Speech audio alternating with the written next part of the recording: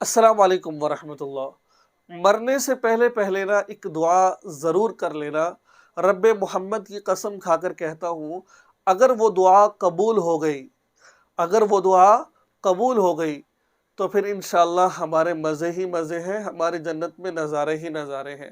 لیکن عمومی طور پر دیکھا جائے تو لوگ وہ دعا نہیں مانگتے ہیں، اور بہت ساری دعائیں مانگتے ہیں لیکن اس دعا کو نہیں مانگتے ہیں۔ ہم سب مسلمانوں کو چاہیے، چاہے وہ خواتین ہیں، مرد ہیں، عورتیں ہیں، ہم سب کو چاہیے کہ اس دعا کو اللہ تبارک و تعالیٰ سے ضرور مانگیں۔ ایک دعا میں آپ کو عربی میں بھی بتاؤں گا اور اردو میں بھی بتا دوں گا کہ آپ نے کس طریقے سے مانگنی ہے۔ عربی میں پہلے بتا دیتا ہوں، اللہم اغفر لحینا ومیتنا وشاہدینا وغائبینا وصغیرنا وکبیرنا وذکرنا وانثانا۔ یہ نماز جنازہ ہے۔ آپ نے کبھی غور کیا ہے کہ اس کے ترجمے کی طرف کتنی خوبصورت دعا ہے؟ اس کے بعد آخر میں کیا آتا ہے؟ اللہم من احییتہ منا فاحیی علی الاسلام ومن توفیتہ منا فتوفہ علی الایمان۔ ٹھیک ہے، اس پر ترجمے میں غور کرو، پھر میں اردو میں بتاؤں گا اردو میں آپ نے کیا دعا مانگنی ہے۔ اللہم اغفر لحینا، اللہ ہمارے زندوں کی بخشش فرما، ومیتنا، ہمارے مردوں کی بخشش فرما، ٹھیک ہے، وصغیرنا وکبیرنا، یا اللہ ہمارے چھوٹوں کی، بڑوں کی، ٹھیک ہے نا، وصغیرنا وذکرنا، ہمارے مردوں کی، ہماری عورتوں کی، وانثانا۔ اللہم من احییتہ، یا اللہ جب تک زندہ رہے تو ایمان پر زندہ رہے، ومن توفیتہ منا، جب تک موت آئے تو ایمان پر موت آئے۔ اگر ہم بہت ساری دعائیں مانگتے ہیں، اللہ نہ کرے، اللہ نہ کرے انسان ساری زندگی نماز پڑھتا رہا، روزے رکھتا رہا، اللہ نہ کرے مرتے وقت وہ کلمے کا انکار کر کر مر گیا، تو پھر وہ ہمیشہ ہمیشہ کے لیے جہنم میں چلا جائے گا۔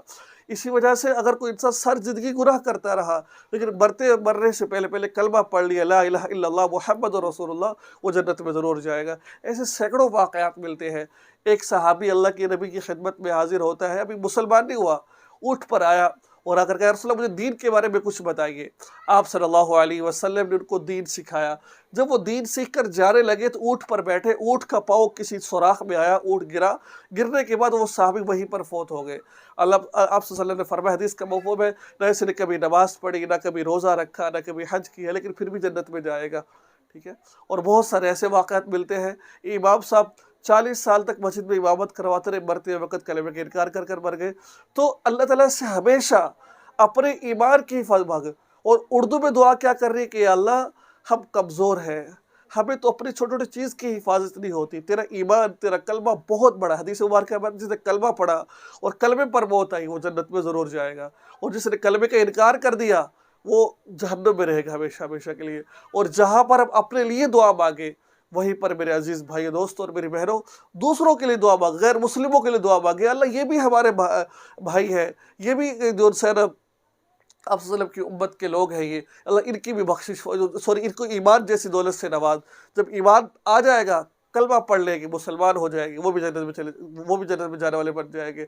تو یہ اس طریقے سے اللہ تبارک و تعالیٰ سے دعائیں مانگیں، اپنے لیے بھی، دوسروں کے لیے بھی، تمام لوگوں کے لیے، امت مسلمہ کے لیے، جتنے بھی لوگ ہیں یا اللہ کافر ہیں ان کو بھی اسلام کی دولت سے نواز دے تاکہ جنت میں سب جانے والے بن جائیں۔ یہ تھی ایک دعا جو ہم سب مسٹیک کرتے ہیں، مانگتے نہیں ہیں۔ تو اللہ تعالیٰ سے دعا ہے اللہ تعالیٰ مجھے بھی اور آپ کو بھی کلمے جیسی دولت سے مرتے وقت کلمہ نصیب فرمائے۔ حدیث مبارکہ میں جس کا پہلا اور آخر جز کلمہ ہوا وہ جنت میں ضرور جائے۔ پیدا ہوا تو کلمہ پڑھا، جب بولنا شروع کیا، جب مرنے لگا کلمہ پڑھا، وہ جنت میں ضرور جائے گا۔ تو ناظرین یہ تھی آج کی ویڈیو۔ آپ سے درخواست ہے کہ آپ اس ویڈیو کو شیئر ضرور کریں اور اس چینل کو سبسکرائب کریں، اور آگے جو دعا میں ضرور یاد رکھیں۔